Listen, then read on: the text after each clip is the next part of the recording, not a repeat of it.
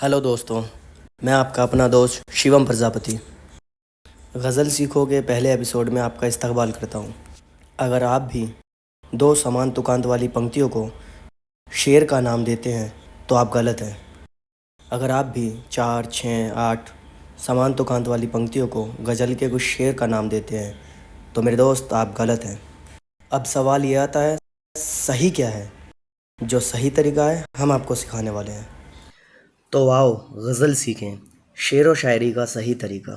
जब भी गज़ल की बात आती है सबसे पहला सवाल आता है, गज़ल किसे कहते हैं। गज़ल उर्दू साहित्य की एक विधा है। किसी एक ही बहर में लिखे गए शेरों के समूह को गज़ल कहते हैं, जिसमें मतला होना अनिवार्य है।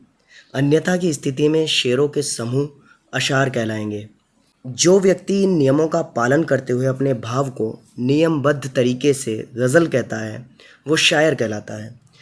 शायरी सीखने के लिए कुछ बातों का ध्यान में होना बहुत ज़रूरी है, जिससे आप एक बेहतरीन शायर बन सकते हैं। अगर आप हिंदी माध्यम से पढ़े हुए हैं तो आपने देखा होगा 10वीं 11वीं और 12वीं कक्षा में एक विषय आता था जिसमें मात्राएं गिनना सिखाया जाता था। दोहा, सोरठा छंद। दोहे में 4 चरण होते हैं। पहले और तीसरे चरण में 13-13 मात्राएं होती हैं। दूसरे और चौथे चरण में 11-11 मात्राएं होती हैं। बिल्कुल ऐसा ही कुछ उर्दू साहित्य में होता है। उर्दू साहित्य में कुछ प्रचलित बहर 32 तरह की होती हैं, जो हम आपको आगे आने वाली वीडियो में समझाने वाले हैं। जैसा कि मैंने वीडियो के शुरुआत में ही आपको बताया था, हर 2 लाइन में तुकांत बनाने को शेर नहीं कहा जा सकता या उसे शायरी का दर्जा नहीं दिया जा सकता। ठीक वैसा ही कुछ ये लोग करते हैं, जैसे जाकिर खान, मुनव्वर फारूकी, मनहर सेठ।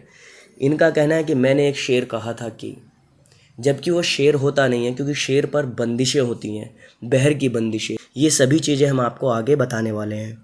इन्हीं के लिए महशर अफरीदी साहब ने शेर कहा था, हर अंधेरा रोशनी में लग गया, जिसको देखो शायरी में लग गया। सबसे पहले जो तस्वीर है वो भारत के मशहूर शायर शकील आज़मी जी की है।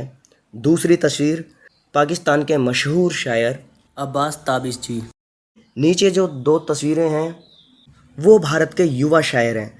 तो इन लोगों को शायर कहा जाता है। जो बहर में नहीं लिखता है या लिख नहीं पाता है, उसकी कही गई पंक्तियाँ महज आज़ाद ख्याल होती हैं और कुछ नहीं। इसको आप शेर का, गज़ल का नाम देते हैं तो ये तरीका गलत है। सही तरीका हम आपको सिखाएंगे। गज़ल के लिए सबसे ख़ास लफ्ज़ होते हैं। सबसे पहले आपके पास ख़याल होना चाहिए। ख़याल में कोई भी बंदिश नहीं होती है, लेकिन ख़याल को ही बंदिशों में ढालकर एक गज़ल का रूप दिया जाता है। उसके बाद काफ़िया, रदीफ़, मिसरा, मतला, शेर, मक्ता। फिर आता है काफ़िया, तुकांत। काफ़िया गज़ल के हर मिसरे में अलग अलग होता है। ये हम एक उदाहरण के ज़रिए भी एक समझने वाले हैं। रदीफ़ जो गज़ल में समान रूप से रहता है। मिसरा, गज़ल की हर एक पंक्ति को मिसरा कहते हैं। मतला, गज़ल की पहले 2 मिसरे मतला कहलाते हैं, जिनमें तुकांत होता है। शेर 2 मिसरों से बनकर बना होता है। हम आगे उदाहरण के ज़रिए इसको समझने वाले हैं। फिर आता है मक्ता। मक्ते में एक मेन चीज़ होती है तखल्लुस। गज़ल के आखिरी शेर को मक्ता कहते हैं। मक्ते में तखल्लुस होता है। तखल्लुस होता है पेन नेम, राइटर जिस नेम से अपने आप को रिप्रेजेंट कर रहा है।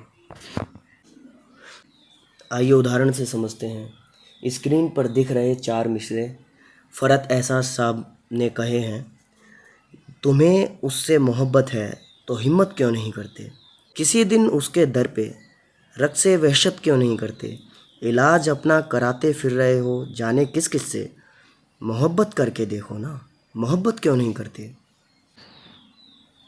अब जानिए ये कैसे लिखा गया होगा।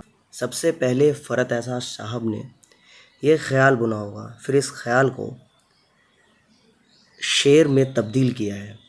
फिर बात आती है इसमें काफ़िया की। जैसे कि ये समान तुकांत देख रहे हैं आप, हिम्मत, वहशत, मोहब्बत, ये समान तुकांत है। इन्हें ही गज़ल लेखन में काफ़िया कहते हैं। अब बात करते हैं रदीफ़ के बारे में। रदीफ़ हमेशा समान रहता है। क्यों नहीं करते, क्यों नहीं करते, क्यों नहीं करते। ये गज़ल के शेरों में रदीफ़ होता है। गज़ल की हर पंक्ति मिसरा कहलाती है। गज़ल के पहले शेर को मतला कहते हैं। मतले के प्रत्येक मिसरे में काफ़िया होता है। जैसा कि आप देख रहे हैं इन दो मिसरों में एक ही मिसरे में काफ़िया है, तो ये होता है मुकम्मल शेर। हर शेर अपने आप में आज़ाद होता है। उन दो मिसरों का ऊपर के दो मिसरों से कोई लेना देना नहीं होता। जैसे कि फ़रत ऐसा साहब ने कहा है, इलाज अपना कराते फिर रहे हो जाने किस किस से, मोहब्बत करके देखो ना, मोहब्बत क्यों नहीं करते। बात यहीं पर ख़त्म हो गई। बात करें अब मतले की, तो गज़ल का पहला शेर मतला कहलाता है। हर मतले को हम शेर कह सकते हैं। हर दो मिसरे मिलकर एक शेर बनाते हैं और कई शेरों के समूह को गज़ल कहते हैं। उनमें मतला होना चाहिए, अन्यथा की स्थिति में बताया गया था कि वो अशार कहलाएंगे।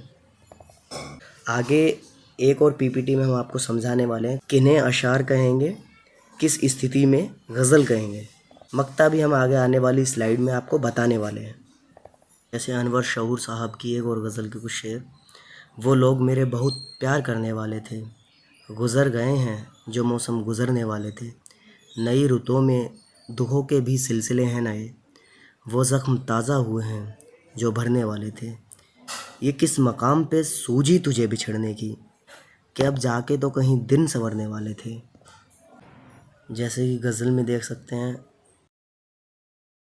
करने, गुज़रने, भरने, संवरने, ये काफ़िया हैं। और वाले थे ये आपका रदीफ़ हुआ, और ये आपका मतला।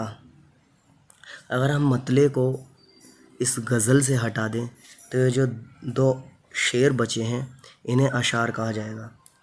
किसी भी दो या दो से अधिक शेरों के समूह को अशार कहते हैं। किसी गज़ल का आखिरी शेर है शऊर, इससे हमें क्या इंतहा के बाद क्या होगा, बहुत होगा तो वो जो इब्तदा होने से पहले था। इसमें शऊर पेन नेम है, अनवर शऊर साहब पेन नेम अपना शऊर लिखते थे, तो ये तखल्लुस कहा जाता है इसे। तो तखल्लुस जिसमें हो वो मक्ता कहलाता है। ये गज़ल के आखिरी शेर में होता है।